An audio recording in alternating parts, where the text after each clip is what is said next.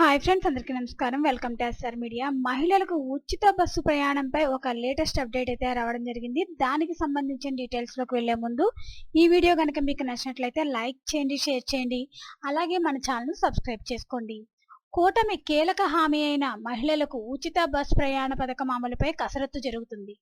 దీనికి సంబంధించి ఏపీఎస్ఆర్టీసీ అధికారులు బృందం తెలంగాణ, కర్ణాటక రాష్ట్రాల్లో అమలవుతున్న విధానాలపై అధ్యయనం చేసింది. వీటిలో ఏది మన రాష్ట్రంలో అమలుకు వీలవుతుందనే అంశాన్ని పరిశీలించి ప్రాథమికంగా ఓ నివేదికను సిద్ధం చేశారు.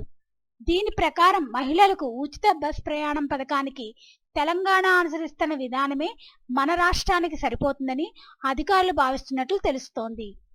అక్కడి మాదిరిగానే మన రాష్ట్రంలో కూడా పల్లె వెలుగు, ఆల్ట్రా పల్లె వెలుగు ఎక్స్ప్రెస్ సర్వీసులు ఉన్నాయి. అలాగే విజయవాడ, విశాఖపట్నం నగరాల్లో సిటీ ఆర్డినరీ, మెట్రో ఎక్స్ప్రెస్లు ఉన్నాయి. కొత్త జిల్లాల పరిధిలోపే పరిమితి ఉంటుందా లేదా పాత ఉమ్మడి జిల్లాల పరిధిలో ఉంటుందా, రాష్ట్రమంతా ఎక్కడికైనా ప్రయాణానికి అవకాశం ఇస్తారా అనే అంశాలు ప్రభుత్వ నిర్ణయంపై ఆధారపడి ఉంటాయి. తెలంగాణలో ఆర్టీసీ బస్సుల్లో ప్రయాణించే మహిళలకు 0 ఛార్జీతో టికెట్ జారీ చేస్తారు.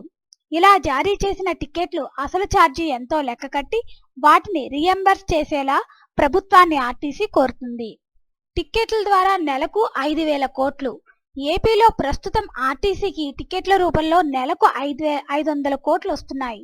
మహిళలకు ఉచిత ప్రయాణం అమలు చేస్తే నెలకు సుమారు 200 కోట్ల రాబడి తగ్గుతుందని అంచనా.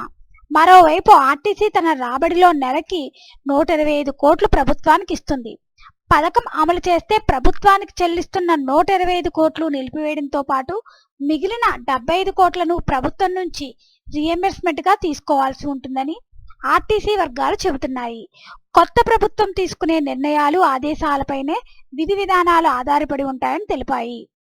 సో ఫ్రెండ్స్, ఈ వీడియో కనుక మీకు నచ్చినట్లయితే లైక్ చేయండి, షేర్ చేయండి, అలాగే మన ఛానల్ను సబ్స్క్రైబ్ చేసుకోండి. Thanks for watching this video.